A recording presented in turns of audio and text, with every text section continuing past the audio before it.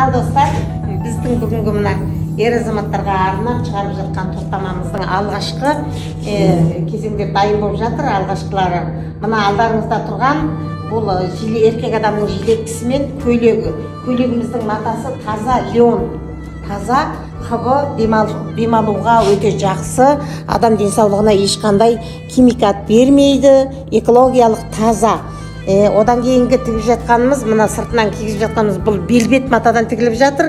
Астары кәдімгі астар. Содан кейін міне бұл тағы бір мынау заказ берген адамымыздың қалауымен мынандай біз өзіміздің еліміздің флагының несін салдық. Бұл жерде бізде қатты ескеретін нәрсе, бұл бірінші қолөнер, қолмен тігілді. Екіншіге айтатыны, бұл деген кәдімгі өзінің тәртібімен жасалды. Мына күнді айналып тұрған алтын бидай тамшыларымыздың саны 32 штук болу керек екен. Сол 32 данасын толығымен салдық. Ал міне бұған салған қыранымыздың да қанатының саласы осындай 4 саладан болуға тиісті екен. Тәртібімен барлығын кестелеп шықтық. Міне арт жағына қазақтың нақышты өзіміздің қошқар мүйіз ою салынды. Бұл ер азаматтарға тән ою.